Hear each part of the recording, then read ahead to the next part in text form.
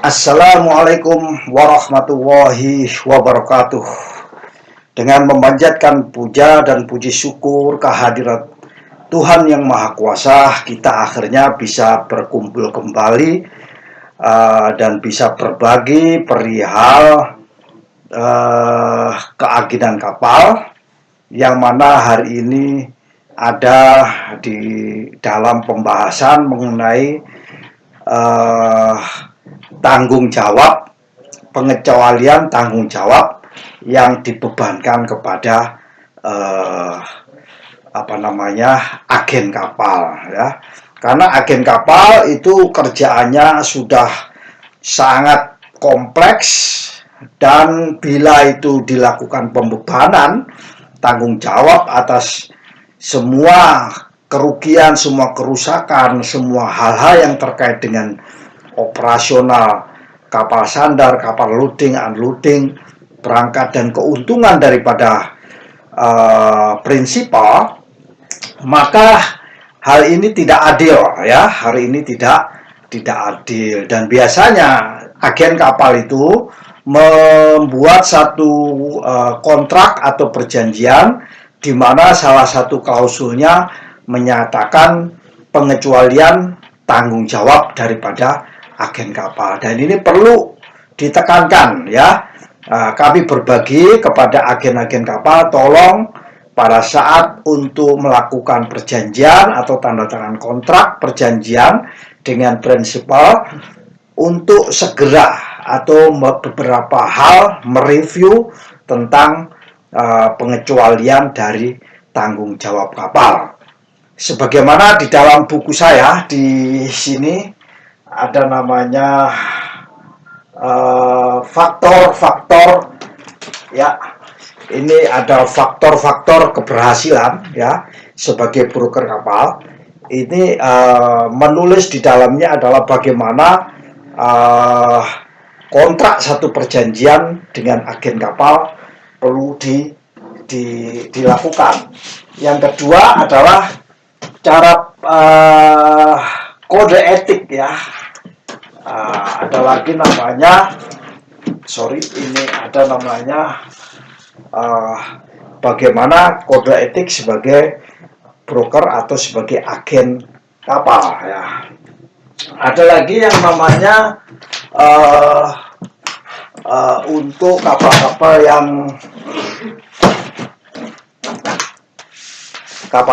yang second, ini adalah di dalamnya juga ada kontrak, ya, kontrak perjanjian.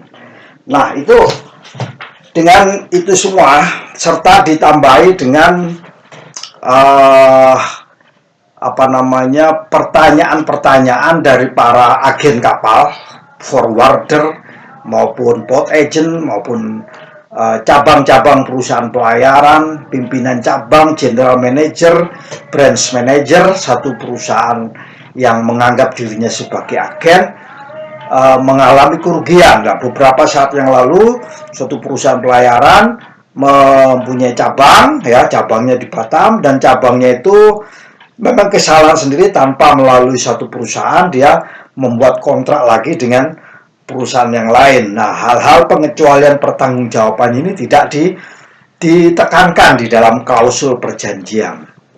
Nah, saat ini saya akan mencoba untuk memberikan sharing, ya, memberikan berbagi untuk mengunci agar kita itu tidak terbebani atas tanggung jawab yang sebenarnya di luar kemampuan daripada agen kapal. Lalu apa itu pengecualian pertanggungjawaban agen kapal? Di sini setelah saya ringkas di dalam buku-buku saya tadi itu, ya, saya ringkas di dalam 3 buku saya, ya, yang ada di situ. Saya ringkas pertama, tentunya seorang agen kapal harus segera mereview kembali syarat dan ketentuan untuk menerima agensi atau boleh dibilang dengan istilah term and condition. Sebelum ditandatangani dengan prinsipal, agen kapal harus mereview kembali, ya. mereview kembali kontrak-kontraknya ya. Tidak saja term and condition, ada kontrak-kontrak ya. Additional kontrak juga harus kita review kembali. Kalau perlu klausul-klausul tersebut harus ditekankan sejak awal supaya tidak terjadi hal-hal yang tidak diinginkan bila terjadi dispute. Harapan kami juga para pemilik kapal juga mereview mana yang kira-kira yang layak menjadi tanggung jawab daripada agen kapal dan mana yang sebenarnya bukan tanggung jawab daripada agen kapal. Mana yang layak dibebankan kepada agen kapal dan mana yang layak harus ditanggung sendiri. Begitu juga agen kapal, mana yang harus bertanggung jawab. Tidak boleh agen kapal lepas dari tanggung jawab tersebut. Itu yang paling penting ya. Nah, lalu apa yang agen kapal tidak bertanggung jawab? Melepaskan diri tanggung jawab atau membatasi tanggung jawab tersebut. Yang pertama adalah perlu disadari bahwa agen kapal itu bukan sebagai pemilik bisnis. Agen kapal hanya membantu pemilik kapal dalam bisnis transportasi muatan dari suatu pelabuhan A, pelabuhan loading ke pelabuhan unloading. Ya, pelabuhan loading dan unloading. Pemilik kapal adalah berkepentingan atas bisnis tersebut karena terkait dengan freight rate, dan freight rate ini adalah pendapatan. Pendapatan ini yang menerima bukan agen kapal, tapi yang menerima adalah prinsipal atau pemilik kapal ya. Keuntungan kedua diperoleh dari shipper. Shipper barangnya laku dan dibeli oleh buyer di sana. Keuntungan ketiga adalah buyer. Buyer yang menerima barangnya sampai di tempatnya. Namun agen tidak ada kaitannya. Agen hanya berkaitan dengan kelancaran operasional ini. Maka kerugian daripada pemilik kapal, kerugian daripada shipper, kerugian daripada buyer itu bukan menjadi tanggung jawab daripada agen kapal. Nah, ini perlu ditekankan itu ya. Demikian juga buyer maupun pemilik kapal dan shipper itu harus menyadari bahwa kerugian yang ditimbulkan ini sebenarnya nantinya nggak layak dibebankan kepada agen kapal. Yang berikutnya adalah baik itu kerugian yang langsung, misalnya detik itu juga terjadi kerugian, semuanya baik yang kerugian yang langsung maupun konsekuensi atas kerugian tersebut ya. Seorang agen kapal tidak berpikir tentang konsekuensi ya.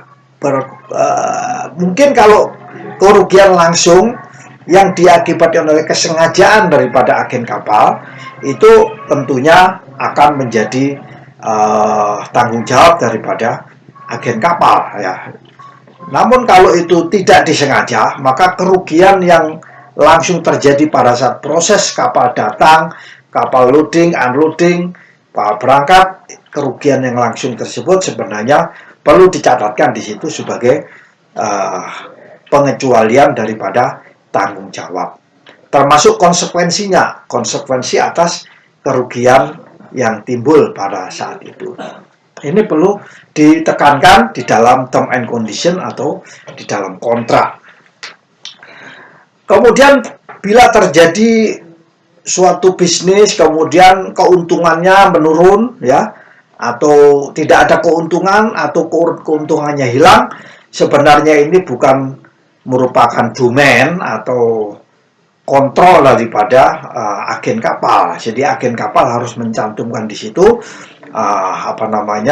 penurunan keuntungan atau hilangnya keuntungan, itu bukan tanggung jawab daripada agen kapal. Hilangnya keuntungan daripada shipper itu bukan merupakan tanggung jawab daripada agen kapal. Hilangnya keuntungan pemilik kapal atau hilangnya keuntungan buyer itu juga bukan sebagai tanggung jawab daripada agen kapal. Kemudian di dalam bisnis tentu ada pasar ya. Di dalam bisnis pemilik kapal itu pasarnya pasti shipper. Ya, pemilik kapal pasarnya pasti ada shipper. hilangnya kepercayaan shipper kepada pemilik kapal ini juga bukan daripada tanggung jawab agen kapal, kecuali agen kapal melakukan intervensi sehingga melakukan kesalahan diakibatkan oleh agen kapal, maka agen kapal juga bertanggung jawab. Biasanya agen kapal ini hanya terbatas sebagai brokerage, ya, bukan bermain di intervensi kepada bisnis dari shipper dan pemilik kapal. Tolong dicatat oleh kepada agen-agen kapal agar di dalam menjadi keagenan shipping agency ini tidak masuk terjun ke dalam bisnis, jalur bisnis antara shipper maupun shipping company. Ini perlu dicatatkan. Termasuk antara shipping company dan buyer, ya. Itu nanti ada rentetan supply and chain, ya. Ada rantai pasokan, ini harus agen kapal ini harus memahami.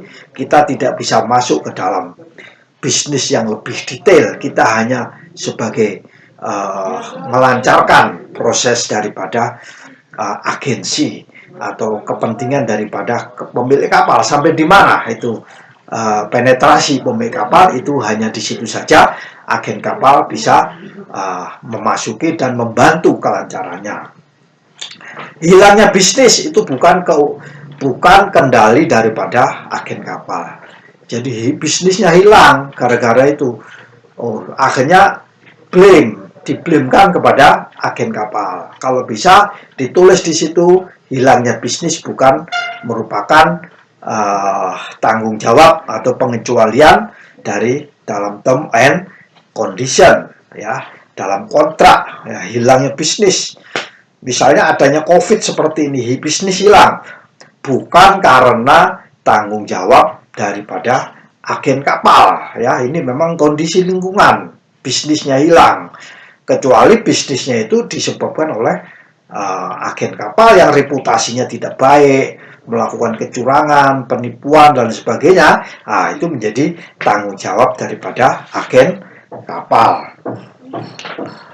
Kemudian uang yang harusnya dapat di-save, ya, disimpan, uang yang harus dapat disimpan atau pendapatan daripada pemilik kapal. Ini kalau berkaitan pendapatan itu kembali lagi itu bukan domain daripada agen kapal, ya. Itu segera dicantumkan di dalam klausul term and condition, ya. Kemudian berkaitan muatan ada pendapatan, freight rate per ton, per kilo, per kubik, ya, atau per kontainer, per FEU, TEU, ya. Itu semuanya ada pendapatan, ya, bagi pemilik kapal. Dan hilangnya ini semua, hilangnya pendapat ini sebenarnya bukan domain daripada agen kapal, karena agen kapal adalah hanya berusaha bagaimana kapal masuk, kapal loading, kemudian kapal clearing in dan clearing out, kemudian keluar sampai di pelabuhan itu, dan di sana sudah ada agen lagi. Itu adalah di dalam kendali daripada agen kapal. Tapi terkait dengan pendapatan daripada internal cost, internal earn daripada kargo, itu bukan daripada domain seorang agen kapal. Namun agen kapal harus tahu, ya, sebenarnya apa yang terjadi di dalamnya, freight rate-nya berapa, kemudian ini tingkat pendapatannya berapa, harus tahu memang. Karena itu salah satu konsep bagaimana itu menekan biaya, menekan kerugian, itu memang kita membantu pemilik kapal. Kemudian kerugian akibat penundaan.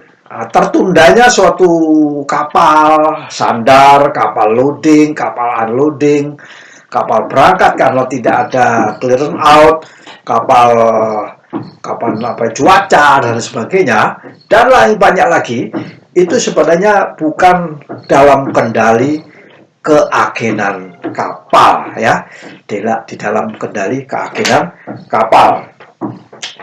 Kemudian akibat desain kapal, ya, desain kapal yang tidak bagus, desain konstruksi kapal, peralatan kapal, ya, sistem-sistem kapal, sistem navigasi, radio communication, termasuk apa itu namanya, apa tadi itu, sertifikasi semuanya. Karena kesalahan bukan pada diri agen. Memang ini adalah compliant kepada aturan-aturan, dan ini penundaan ini, tertundanya ini sesuatu, ini bukan karena kesalahan agen kapal, ya.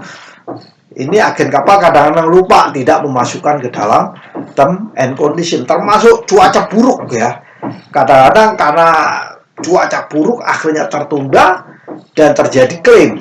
Nah, klaim ini bukan merupakan kendali atau kontrol daripada agen kapal, ya. Lumayan besar itu kerugian akibat misalnya terjadinya packaging, ya, pengemasan dari gudang atau dari manufacture atau dari gudang atau dari manapun, packaging, labeling, pengemasan yang salah, kemudian terjadi kerusakan, itu sebenarnya bukan daripada kontrol agen kapal, ya. Ini perlu ditekankan, harus ditulis di dalam term and condition. Saya memang banyak membaca itu, kadang-kadang kurang detail, ya. Kontrak-kontrak yang agensi ini kadang-kadang belum terlalu detail, dan ini bisa terjadi celah suatu ketika agen kapal akan dipersalahkan. Kemudian persiapan pemuatan, ya, kapal kargo dimuat itu pasti ada persiapan mengenai orangnya, kargo handlingnya, jalurnya, waktunya, ada namanya persiapan, namanya loading preparation, ya. Loading preparation kalau di kargo liquid, yaitu misalnya loading master, itu ada persiapan, ya. Seagen kapal itu harus tahu loading master ini melakukan persiapan apapun sebelumnya, ini bukan kendali daripada agen kapal, ya.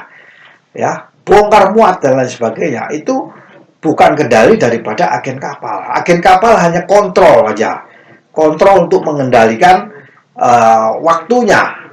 Namun kerugian atas akibat loading tadi itu bukan disebabkan oleh agen kapal, ya, dilakukan oleh PBM, disebabkan oleh loading master misalnya, ya, untuk kapal tanker kimia, tanker produk oil ataupun crude carrier, ya.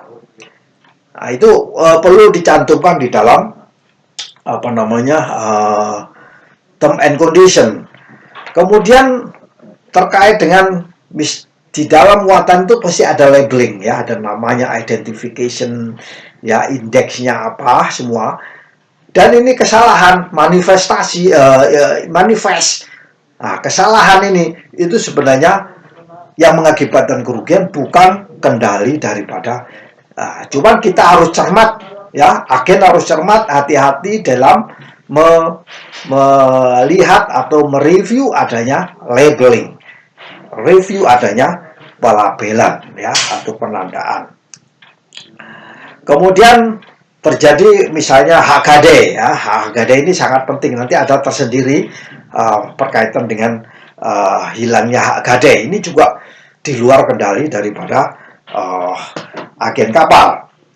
Dan yang terakhir yaitu berkaitan dengan proses-proses hukum, ya.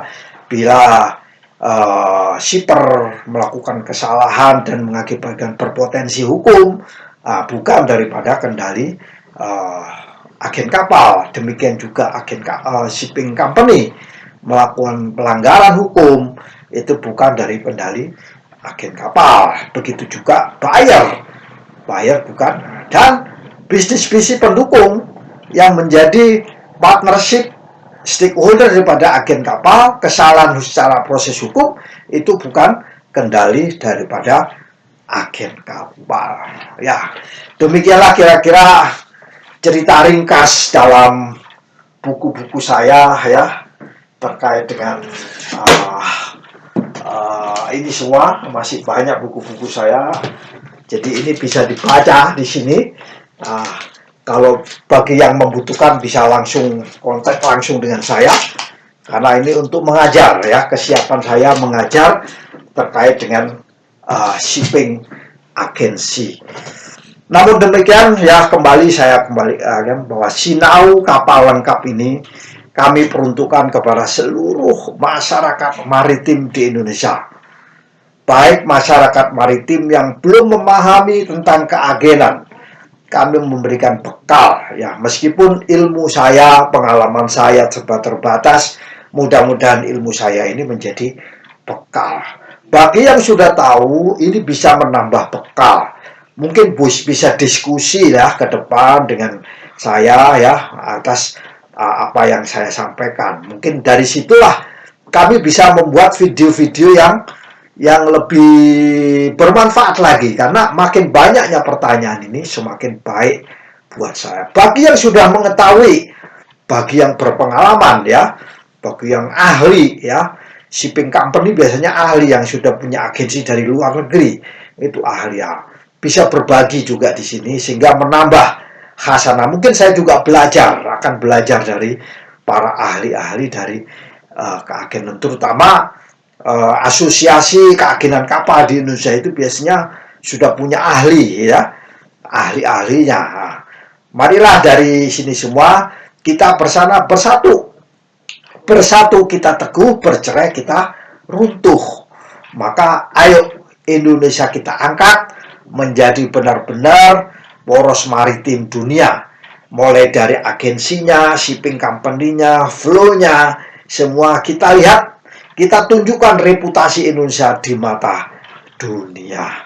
Lebih kurangnya saya mohon maaf. Yang sebesar-besarnya, wallahul mu'afiq ila aqwamit thoriq. Wassalamualaikum warahmatullahi wabarakatuh.